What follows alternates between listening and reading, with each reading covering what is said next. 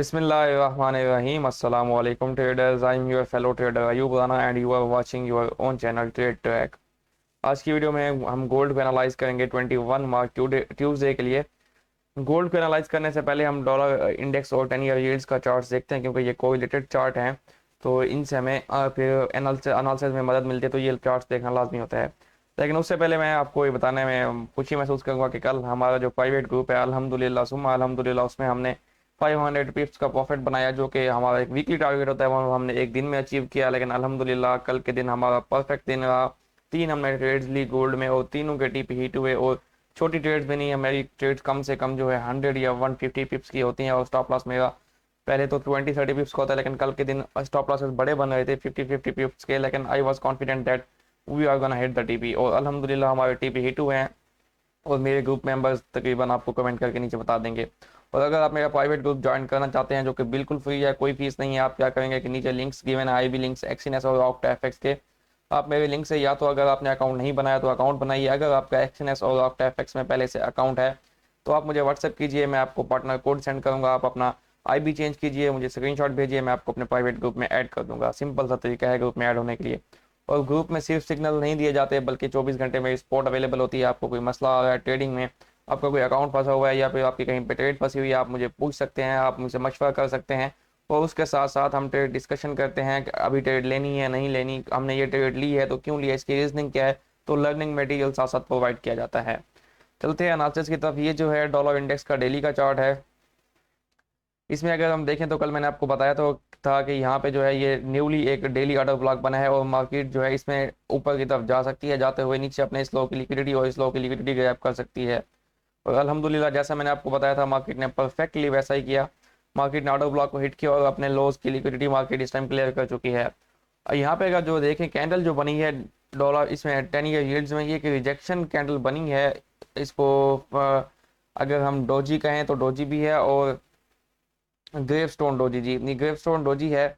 और यहाँ से हो सकता है यहाँ पे हमें थोड़ा रिवर्सल देखने को, यानी कि ऊपर की तरफ रिट्रेसमेंट देखने को मिला। अभी अभी इस टाइम पे न्यूट्रल दिखाई दे रहा है जो 10 ईयर यील्ड है। क्योंकि कल के दिन हमारे पास FOMC का डाटा भी है, इंपॉर्टेंट डाटा है। उसका जो डिसीजन है वो US की इकॉनमी, US के बॉन्ड यील्ड्स, US के जो डॉलर रेट है उसको भी इम्पेक्ट कर सकता है। तो आज हो सकता है मार्केट रेंज में रहे और कल के डिसीजन का वेट करे, कल जो डिसीजन आए, क्योंकि कल जो एक्सपेक्टेड रेट हाइक है वो हमारे पास 25 बेसिस पॉइंट रेट हाइक है।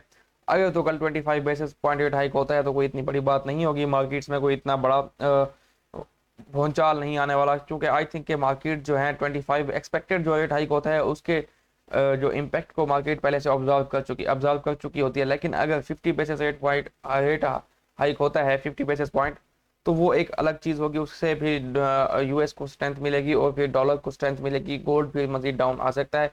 और अगर 50 से भी जाके बढ़ जाते हैं FOMC में जो रेट हाइक है 50 बेसिस पॉइंट से भी मजीद ऊपर चला जाता है, 75 बेसिस पॉइंट हो जाता है, तो वो एक मजीद यानी कि स्ट्रांगली बेस्ड चीज़ होगी गोल्ड के लिए, और US के लिए स्ट्रांगली पॉजिटिव चीज़ होगी।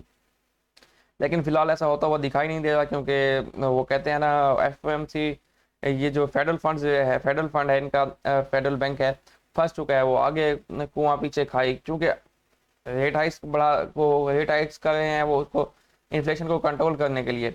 लेकिन फिर रेट हाइक से जो इकोनॉमिक एक्टिविटी है वो बढ़ती जा रही है, यानी कि economic activity sorry slow down होती जा रही है, फिर रिसेशन का डर आता जा रहा है, तो वो एक चीज़ से लड़ते हैं तो दूसरी चीज़ में उन्हें नुकसान हो रहा है। इस तरह से अभी वो फंसे हुए हैं, देखते हैं कि उनका कल डिसीजन क्या होगा, तो उस पर फिर नेक्स्ट जो है मार्केट की मूवमेंट डिपेंड करेगी। फिलहाल के लिए जो है डॉलर ये यील्ड जो है हमारे पास ये डेली के ऑर्डर ब्लॉक में ठहरी हैं, अभी फिलहाल हम इनको फिर मजीद नीचे देख सकते हैं। 4 वाली चार्ट में देखते हैं, 4 घंटे के चार्ट में कि यहाँ पे आज इनके पास क्या है। आज इसमें हमारे पास क्या है, आज के दिन अगर देखें 4 घंटे के चार्ट में अगर देखें तो मैंने आपको एक छोटा सा फेयर वैल्यू गैप मार्क कराया था, और इसकी एक्यूरेसी अगर चेक करें तो 10 पिप भी मार्केट ने इसको वायोलेट नहीं किया। मार्केट ओपनिंग होते हुए गैप में, इसी फेयर वैल्यू गैप में यहीं से हमें डाउन मूवमेंट देखने को मिली है। अभी भी देखें तो मार्केट इसी फेयर वैल्यू गैप में मौजूद है। अगर यहाँ पे रिजेक्शन कैंडल्स बनती है 1 घंटे के चार्ट में या इसी 4 घंटे के चार्ट में, तो फिर हम मार्केट को नीचे देख सकते हैं, और मार्केट अपना ये प्रीवियस लो जो है 4 घंटे के चार्ट का उसको लेने जा सकती है। अदरवाइज दूसरी सिचुएशन क्या है कि मार्केट इस फेयर वैल्यू गैप को ब्रेक भी कर सकती है इन हाइज की लिक्विडिटी लेने के बाद, फिर इस एरिया से कहीं से इन हाइज की लिक्विडिटी लेने के बाद फिर इस एरिया से, सॉरी यहाँ से भी हम डाउन दे सकते हैं। फिलहाल के लिए मैं 10 ईयर यील्ड्स को बेरिश यानी कि सेल में देख रहा हूँ, तो गोल्ड इसके अपोजिट बाय में रह सकता है। अभी हम देखते हैं डॉलर इंडेक्स को डेली के चार्ट से स्टार्ट करते हैं। डॉलर इंडेक्स की अगर बात करें तो अगर आपने मेरा वीकली एनालिसिस देखा है या फिर कल का एनालिसिस देखा है तो मैंने आपको बताया था डॉलर इंडेक्स थोड़ा बहुत ऊपर मूव किया इसने, और ये जो लोज थे इनको क्लियर कर सकता है, और इन लोज की लिक्विडिटी क्लियर हो गई है। अब ये जो एरिया है ये इसका रेंजिंग एरिया है, यहाँ पे रेंज कर सकता है थोड़ी बहुत, और उसके बाद ऊपर जाके मजीद यहाँ पे कल अगर कैंडल आज की कैंडल नीचे क्लोज होगी तो यहाँ पे फेयर वैल्यू गैप बन जाएगा, फिर इस फेयर वैल्यू गैप या इस फेयर वैल्यू गैप से होकर ये फिर नीचे इस लो की लिक्विडिटी क्लियर करने जा सकता है। फाइनल जो लिक्विडिटी है फिलहाल के लिए क्या है कि ये है बेयरिश, लेकिन यहाँ पे ये रेंज कर सकता है इस एरिया में। 4 घंटे के चार्ट में इसको देख लेते हैं कि इसमें क्या डेवलपमेंट हुई है। 4 घंटे के चार्ट में अगर हम देखें तो जैसा कि मैंने आपको कल बताया था वैसा ही हुआ है। अभी फिलहाल तो मार्केट डाउन आ रही है, लेकिन अभी क्या है कि जहाँ पे मार्केट है ये 4 घंटे का फेयर वैल्यू गैप है छोटा सा। यहाँ पे देखें इस कैंडल की क्लोजिंग और इसकी ओपनिंग में ये गैप है, और अभी इस फेयर वैल्यू गैप से रिजेक्शन लेके मार्केट थोड़ा ऊपर रिटेस्ट कर सकती है, जिसमें 103.8 से 104 का एरिया है, यहाँ तक रिटेस्ट करके मार्केट फिर डाउन आ सकती है। नीचे भी 4 घंटे का ऑर्डर ब्लॉक है, तो फिर वहाँ से अगेन हमें एक रिट्रेसमेंट एक्सपेक्टेड होगी ऊपर की तरफ। अभी चलते हैं गोल्ड की तरफ। गोल्ड को मैं डिटेल से डिस्कस करूंगा वीकली चार्ट में। वीकली चार्ट में अगर हम देखें तो वीकली लिक्विडिटी थी, यानी कि हमारे पास प्रीवियस हाई था 1999.8 यानी कि 2000 का लेवल था। मार्केट जो है अभी वीकली लिक्विडिटी अपनी क्लियर कर चुकी है। अगर हम प्रीवियस लो की बात करें, जो हमारे पास प्रीवियस हाई की बात करें, स्विंग की जो हमारे पास ब्रेक हुआ था वो जो है हमारे पास, उसको मैं मार्क कर देता हूँ 1958 के आसपास है। तो ये स्विंग जो है ना हमें टेस्ट होता हुआ दिखाई दे सकता है इस वीक में। तो दूसरी बात ये कि यहाँ पे वीकली जो है ये बेरिश ऑर्डर ब्लॉक था, ये अब ब्रेक हो चुका है, तो ये एज ए ब्रेकर काम करेगा। तो आपका बाइंग एरिया इस वीक का, ये मैं वीक की बात कर रहा हूँ तो मैंने कहा थोड़ा आपको डिटेल से समझा दूँ। बाइंग एरिया जो वीकली है आपका 1948 से 1976, ये सारा हिस्सा इस वीक में आपका बाइंग एरिया निकल सकता है। नेक्स्ट चलते हैं डेली के चार्ट में कि आज के दिन हम गोल्ड को क्या देखेंगे और कैसे इसको ट्रेड कर सकते हैं। डेली के चार्ट में भी वही है, प्रीवियस हाई मार्केट ले चुकी है और एक इंडिसियन कैंडल क्लोज कर चुकी है। नेक्स्ट जो है मैंने जैसा कि आपको वीकली चार्ट में बताया, हमारे पास स्विंग था 1958 का वीकली में, और 19 वही 58 का यहाँ पे डेली में है, वो ब्रेक हुआ था। हो सकता है मार्केट इस अपने स्विंग को टेस्ट करना है। एक और चीज़ यहाँ पे ये है कि यहाँ पे डेली के चार्ट में हमारे पास फेयर वैल्यू गैप बन चुका है। ये देखें काफ़ी बड़ा फेयर वैल्यू गैप 1934 से 1965। तो अब मार्केट को मैं इस फेयर वैल्यू गैप और इस स्विंग को टेस्ट करते हुए देख रहा हूँ। मार्केट थोड़ा बहुत ऊपर जाके फिर वापस नीचे आ सकती है, जिसमें 1960 से 50 का एरिया है, फिर यहाँ से आपकी बाइंग निकल सकती है, जो कि आपको अगेन 2000 जिसमें आपको फर्स्ट प्रॉफिट टारगेट कर लें तो 1980 एंड आफ्टर दैट 2000 तक के एरियाज देखने को मिल सकते हैं। नेक्स्ट हम चलते हैं इसके 4 घंटे के चार्ट में, वहाँ पर देखते हैं कि क्या सिचुएशन है और आज के दिन आप इसको कैसे ट्रेड करेंगे। तो ये तो वीकली चार्ट आ गया, 4 आवर मैंने करना है। 4 घंटे के चार्ट में मैं आपको क्लियरली समझा देता हूँ। अब यहाँ पे अगर आप देखें तो इस मूव में 4 घंटे की चार्ट की ये जो मूव है, एक तो ये स्विंग लग चुका है, ठीक है। अगर जब आप देखें मार्केट यहाँ से ऊपर जा रही है तो पूरी मूव में कोई स्विंग नहीं है सिवाय इस एक स्विंग के, कोई स्विंग नहीं है। इसको स्विंग मान सकते हैं लेकिन बेहतर स्विंग ये है, तो और कोई भी स्विंग नहीं है। ऊपर जाके मार्केट ने स्विंग बनाया है।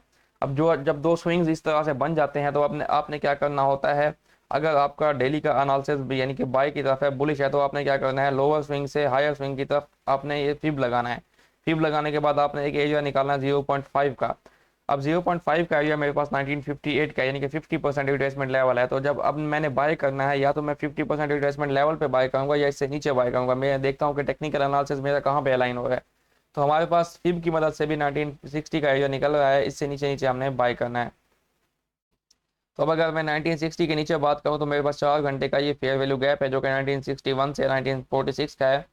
मार्केट इस फेयर वैल्यू गैप में आ सकती है और फिर यहाँ से हमें किसी कंफर्मेशन के बाद कोई ट्रेड मिल सकती है जो कि बाय की, और फिर हम इसको 1980 एंड 90 एंड देन 2000 की तरफ देख सकते हैं। मजीद हम देखते हैं इसको 1 घंटे के चार्ट में कि 1 घंटे के चार्ट में क्या डेवलपमेंट है। 1 घंटे के चार्ट में देखें तो आपका कल का जो इसका यूएस सेशन का हाई है वो हमारे पास यहाँ पे 1986 के आसपास मौजूद है। अभी मार्केट अपने 1 घंटे के फेयर वैल्यू गैप में मौजूद है, बट आई थिंक सॉरी 1 घंटे का ऑर्डर ब्लॉक, क्योंकि यहाँ पे ये 2 बार ऑर्डर ब्लॉक काम कर चुका है। तो अभी मेरे ख्याल में इन हाइज के ऊपर लिक्विडिटी बन चुकी है और मार्केट ऊपर जाके लिक्विडिटी क्लियर कर सकती है, जो ब्लू लाइन है। और फिर ये 1 घंटे का फेयर वैल्यू गैप है हमारे पास, प्राइस इसकी मैं देख लेता हूँ।